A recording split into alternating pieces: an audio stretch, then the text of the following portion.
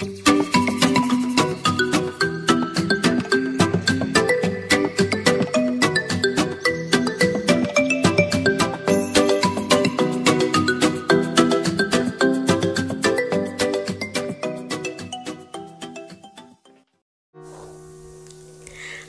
mula Danau Toba, diceritakan oleh Joanna Evanya Ozora Christine.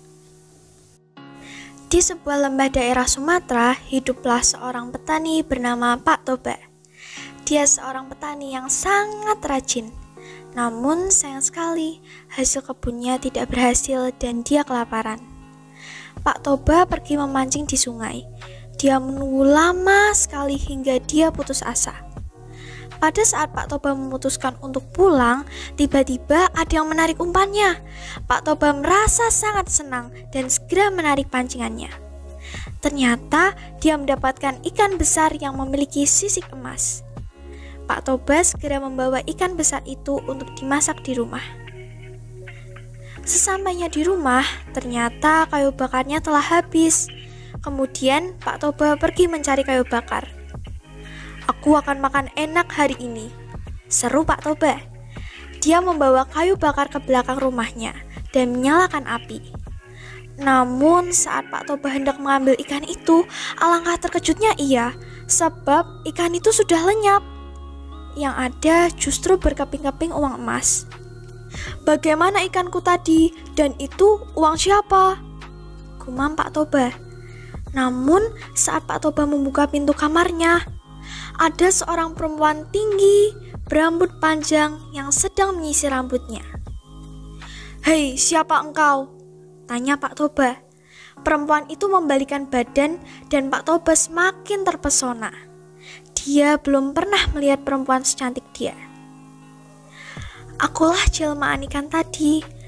Sementara keping uang emas tadi adalah sisik-sisikku." Pak Toba sangat terkejut. Perempuan itu pun tersenyum lalu berkata, "Aku dikutuk oleh Dewata menjadi ikan, tapi berkat engkau kutukan itu hilang. Mari kita pergi ke dapur, akan aku masakkan kamu makanan enak." Pak Toba sangat takjub dengan kelihayan perempuan itu di dapur. Dia berkata dalam hati, "Seandainya dia jadi istriku." Rupanya si perempuan itu bisa membaca keinginan hati Pak Toba. "Aku mau jadi istrimu, tapi aku punya satu syarat," kata perempuan itu. Pak Toba sangat terkejut mendengarnya dan bergegas bertanya, "Katakan, apa syaratnya?" Perempuan itu menjawab, "Jika kita menikah nanti, jangan pernah mengungkit asal mulaku sebagai seekor ikan. Aku tidak akan menanggung akibatnya jika kamu melanggarnya." Pak Toba menyanggupinya dan berpikir itu adalah syarat yang sangat mudah. Selang beberapa waktu kemudian, Pak Toba dan perempuan itu akhirnya menikah. Pak Toba menjadi semakin bersemangat untuk bekerja di ladang. Beberapa bulan kemudian, lahirlah seorang anak laki-laki yang diberi nama Samosir. Samosir tumbuh menjadi anak yang sangat nakal dan pemalas. Kerjanya hanya main-main seharian. Pak Toba masih berusaha bersabar dengan kelakuan Samosir. Jika Pak Toba bekerja di ladang, Samosir tidak pernah mau mengantarkan makanan. Pak Toba berkata kepada istrinya, "Istriku, kamu jangan terlalu memanjakan anak kita, Samosir. Jika terus dimanjakan, dia malah jadi tambah nakal." Tetapi istri Pak Toba malah tersenyum dan berkata, "Bersabarlah Kanda, suatu hari nanti Samosir akan menyadarinya."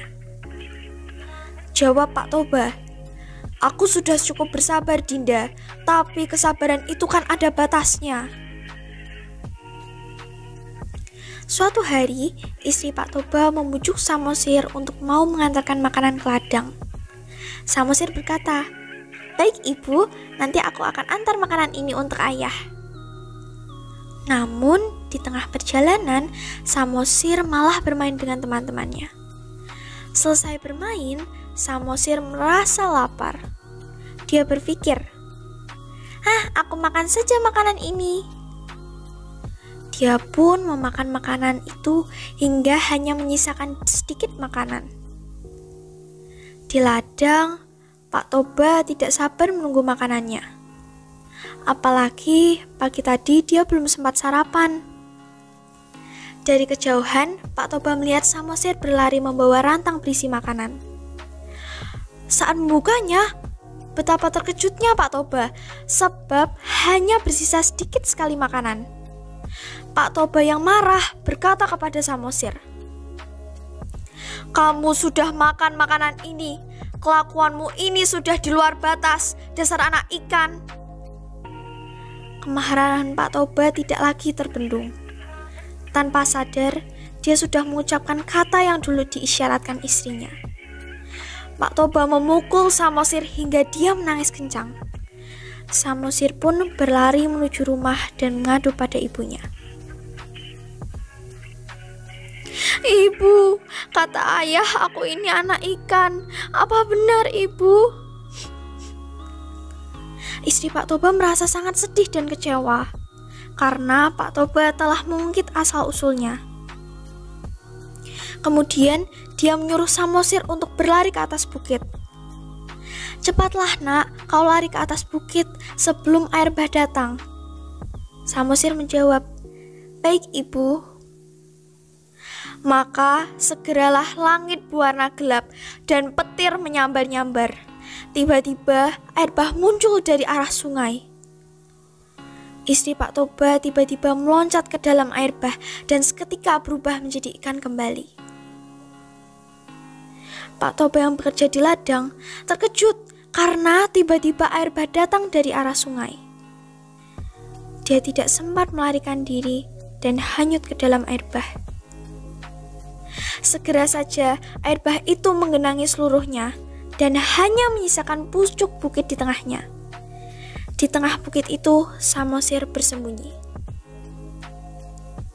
Itulah sebabnya danau itu dinamai Danau Toba dan pulau di tengahnya disebut Samosir.